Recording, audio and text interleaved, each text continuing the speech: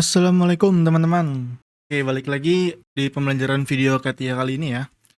Nah, kemarin kan kita sudah mempelajarin mengenai icon-icon sketch ya, mulai dari membuat lingkaran, persegi dan sebagainya. Terus juga udah kita belajar mengenai constraint serta kita kasih dimensi. Nah, kemarin kan itu hanya teori-teori saja ya, yang mungkin semua orang itu gampang lah memahaminya. Nah, untuk video kali ini kita langsung saja mencoba dan mempraktekkan apa yang sudah kita pelajarin. Jadi nanti kita langsung mencoba untuk membuat sketch yang sederhana dulu, serta saya akan kasih tips-tips dalam pembuatan sketchnya. Nah, langsung saja kita mulai. Jadi saya di sini ada sketch ini ya. Jadi sketchnya itu bentuknya seperti ini. Ini untuk latihan pertama yang cukup simpel. Oke, jadi kita akan mencoba membuat sketch seperti ini. Langsung aja ya.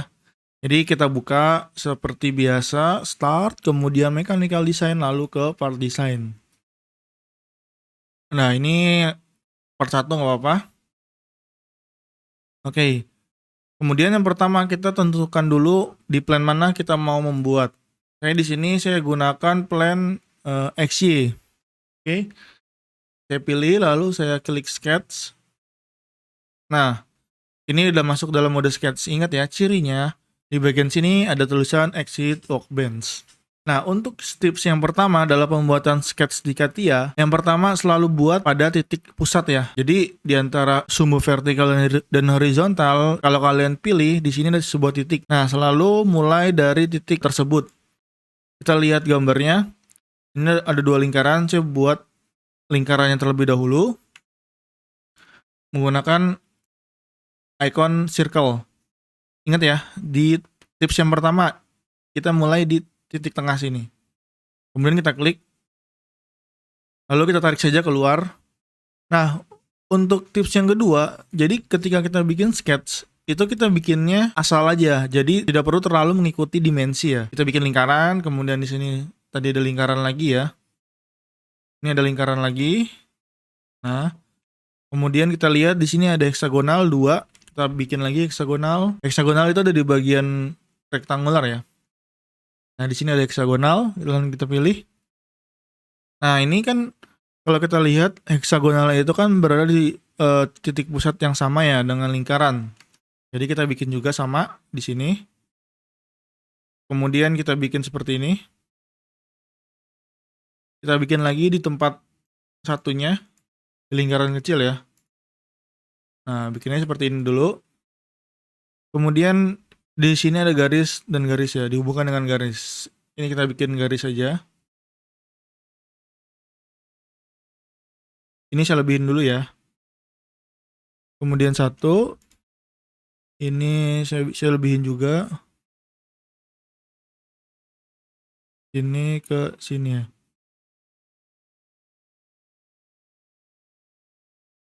Nah, seperti ini dulu. Jadi garisnya pun tidak harus pas. Kita bisa lebihkan, nanti tinggal kita trim. Kemudian juga garisnya juga kalau kalian bikinnya nggak lurus juga nggak apa-apa. Nah, nanti bagian tengahnya nih kita bikin menggunakan, kalau yang di sini, sorry, yang di sini ada yang namanya ini ya. Nih, elongated hole. Jadi kita gunakan saja itu. Ini ya. Kita gunakan, nah bentuknya kira-kira seperti ini. Oke. Sudah mirip ya. Jadi tips yang kedua kita buat semirip mungkin. Dimensinya nggak apa-apa salah. Oke. Kemudian yang tips ketiga, ketika bentuknya sudah mendekati, baru kita kasih dimensi. Nah, ini kita kasih dimensi. Untuk lingkarannya R30 ya, atau diameternya 60. Berarti ini kita ganti 60 ya. Kemudian yang bagian kecilnya R20 atau diameternya 40. Ini kita ganti 40. Kemudian ini untuk jaraknya itu 20. Tingginya 20 ya. Nah, kalian perhatiin di sini kan ada heksagonal. Hanya saja heksagonal ini masih muter nih. Seperti ini. Nah, kita kan pengen dia tidak muter lagi ya. Jadi ini yang garis yang saya pilih, saya gunakan constraint horizontal ya. Nah, sehingga dia sudah tidak bisa mutar lagi, jadi cuman bisa besar kecil aja. Nah yang kedua, kita kasih dimensi sesuai dengan yang digambar. Tadi 20 itu. Ini 20 ya. 1. Nah ini kita ke horizontal boleh, ke titik sini juga boleh. Jadi ini horizontal saja. Ini ya. Ini kita masukin 20. Nah, yang ini juga sama. 15 ya. Oh, yang ini ujungnya di atas yang lancip. Jadi kita putar seperti ini. Nah, ini kan dia nggak mau diputar ya. Nggak mau diputar ya. Karena di bagian sini, ini udah vertikal. Jadi kita hapus, kita putar. Oh, salah. Ini kita delete ya. Nah.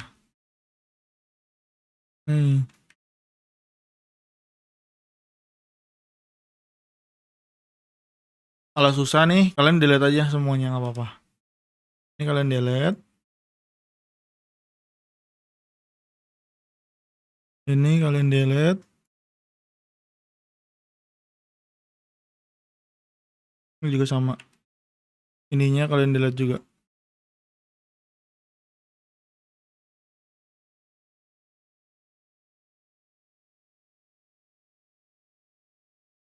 Nah gini ya, jadi kalau ada profil yang sekiranya kalian sulit, kok ini diputar-putar atau ditarik-tarik tetap mau dan nggak bisa sesuai dengan keinginan kalian, itu cara paling simple, dihapus, kita bikin baru. Nah, jadi ternyata yang bagian ininya di atas ya, ini ya, gini. Oke. Nah ini udah tidak bisa gerak lagi karena di sini dia ada haknya, ada horizontal. Nah baru kemudian kita kasih dimensi dari sini ke sini, titik ya, itu 15.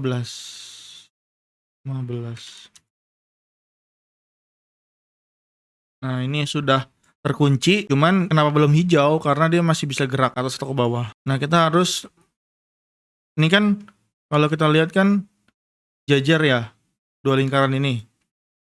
Nah kita bikin dia sejajar. Caranya nih tinggal titik ini, kalian bikin coincident dengan garis horizontal. Pilih titiknya, tahan kontrol, pilih horizontal, constraint, lalu coincident, lalu di OK. Nah kita lihat di sini sudah tidak bisa naik turun lagi, dia hanya bergerak kiri dan kanan. Oke, kita lanjut. Nah ternyata di sini dikasih tahu jarak antar pusatnya 129. Ikutin jarak antar titik ya, jadi titik ini, titik sama titik itu jaraknya 129. Nah seperti ini. Ini kita geser aja ya untuk ininya. Nah kemudian kita kasih dimensi lagi. Ini 20, lebarnya 20. Nah sebelumnya ini kan kalau kalian lihat yang garis atas ini sudah lurus, yang bawah masih belum lurus ya. Nah yang bawah ini bisa kalian bikin lurus dengan horizontal. Nah seperti itu. Kemudian kita kasih dimensi 20 ya. Ini ke sini, taruh sini aja ya, saya taruh sampingnya 20. Nah kemudian ini kan ada beberapa yang lebih ya, garis-garis yang lebih. Ini kita potong dulu dengan quick trim di sini ya, di bagian operation. Lalu kita pilih quick trim karena kita mau motong 4, jadi kita double klik saja. Nah 1, 2, yang ini 3, yang ini 4.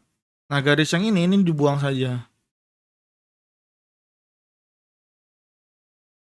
Nah ini si garisnya sudah coincident dengan lingkaran. Nah kan garisnya ini juga berada di tengah-tengah ya. Jadi kan di tengah-tengah, jadi kita kasih dimensi biar dari tengah 20 dibagi 2, berarti 10 ya. Dari sini ke bagian sini, titik sini atau ke garis horizontal itu 10. Biar ada di tengah 10. Nah ini sudah hijau, dia tidak bisa gerak lagi. Nah tinggal kita kasih dimensiin yang bagian ini. Ini jaraknya 10, kemudian dari ujung-ujung 70 ya. Ikutin. Ini 10. Oh ini ya. Dimensinya ada di sini, kita ganti aja. 10, maaf, 10 kan total, berarti ini 5. Nah, kemudian dari ujung-ujung 70. Nah, terkadang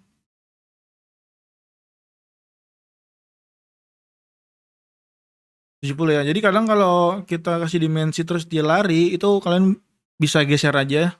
Posisikan seperti gambar yang ingin kita sketch ya. Jadi bentuknya tuh ketika ada yang lari, kita geser aja. Biar bentuknya tidak terlalu berubah jauh. Nah, ini kan sudah 70, ininya 10. Nah, ini sudah bisa tidak berubah lagi ya. Hanya saja dia masih bisa naik turun. Jadi untuk naik turun kita kasih dimensi, atau kita bikin nih garis ini itu koinsiden dengan garis horizontal atau sejajar. Jadi garisnya sejajar. Nah, kita pilih garis yang ini, tahan kontrol, kita pilih horizontal, kemudian kita koinsiden. Nah, seperti ini. Jadi dia sudah tidak bisa naik turun, hanya bisa kiri kanan. Nah, bagaimana caranya biar dia di tengah-tengah? Jadi gini, kalian bisa buat garis bantu pakai line ya. Ini kalian tinggal arahkan ke bagian garis ini sampai nanti bertemu titik tengah. Cirinya dia akan berubah simbolnya. Kalian perhatiin simbol yang di dekat jari telunjuk ini, itu kan bentuknya lingkaran kosong ya. Kalau kalian geser, nanti dia akan menemukan sebuah titik tengah dan berubah lambangnya menjadi titik penuh seperti ini. Nah, ini kalian bikin tengah, kemudian ini kalian juga sama. Kalian gerakan ke garis ini sampai simbolnya berubah seperti ini. Nah, kemudian garis ini kita constrain menjadi garis vertikal.